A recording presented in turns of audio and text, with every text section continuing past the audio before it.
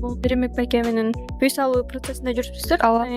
Алгач эле ошол Беремек байке менен кайтып таанышып калдыңыздар. Бул үй салуу процесси эмне себептен улам башталып кетти? Негизи мен блогга алып барганыма 2-3 жыл болду, бирок ушундай кайрымдуулук менен алектенем деген эч оюмда жок болчу.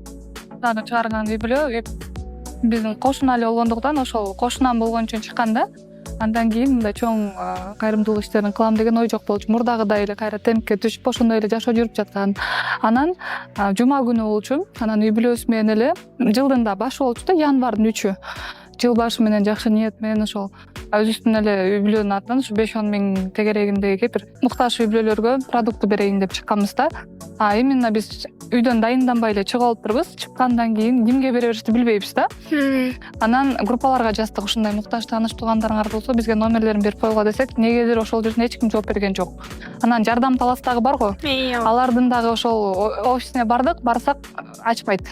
Эжеге чалсак алган жок, көрсө ал башка жумуштар менен жүргөн экен да. Барып списокто ошол жерден аласыңар деди да. Аябай кызык, ошол буйрук дегенге мен ошол жерден дагы бир ишендим. Чоң мечитке барсаңар, ошол жерде да списоктор бар, муктаж үй бүлөлөр деди да. Барсак мечитти орду менен бузуп салыптыр. Жок мечит. Ушундай таң калдык да, биз прям берейин деп жүрөбүз, бирок адам жок. Анан жолдошум уже өзүнүн дос балдарынын группаларына жаза баштады да, ушундай муктаж үй бүлөлөрдү ким билет дегенде, Тынай деген дос баласы бар. Чалды ага, сен ушундай тааныштарың жок беле десем, ал дагы ушундай даяр тургандай эле. Мен ушул күнгө чейин таң калам. Ооба бар, ушул көмүрдө иштейт, Берембек деген байке. Ошо келинчеги каза болуп калган, мен көп жылдан бери тааныйм, чындап муктаж. Видеого түшкөнгө деле каршы эмес болуш керек деп ошону сунуштаган да. Анан отуруп калдык, чай ичкиле деп бизге отургузду. Анан бир аз историясын айтып берди, ошол келинчеги каза болуп калганын, 2 кызын өзү бакканын, ошол кыйынчылыктарын айтып бергенде эле уже отуруп калдык да. Анан ал жерден деле прям ошо там салып беребиз деп ойлогон жокпуз. Биз ойлодук. Келиңиз анда биз айтты, ошол продуктуга да жетпей, ачка дагы болуп калган күндөрүбүз болот. Мен иштебей ооруп калсам эле ачка калабыз депчи. Кышында болсо жанагы көмүрдөн, отундан кыйналабыз дегенден мен айттым, анда келиңиз бир элге кайрылып ушундай продукту сурап, отун суу сурап эле бир кайрылып койбойбузбу десем макул деген.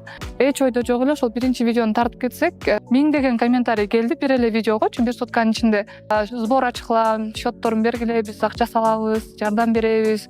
Анан буларга да там салып бербейлиби деп ошол наоборот катталуучуларымдан сунуштар келди да.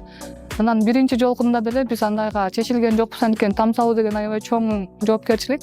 Анан кийинки видеону ушунча акча чогулду, телефон алып бердик, продуктыларын алып берип атабыз деп чыгарсак деле уже бүттүк комментарий ошондой болуп кетти да. Там салганга сбор ачкыла, биз жардам беребиз деп. Анан жакшылап ойлонуп, балким ушунча эл, кыргыз элим колдоп аткандан кийин, балким буларга дагы чындап эле ошо үйгө акча чогулуп кетип, үй салынып кетет деп. Анан ошол январдын где-то бир 10-дорундабы үй салганга сбор ачылды да. Чындап сбор жакшы кетип, ошол январдын аягына жетпей, ушул жерден Кеңарал айылынан участок алдык. Ушундай болуп башталып кетти, эч ойдо жок болчу.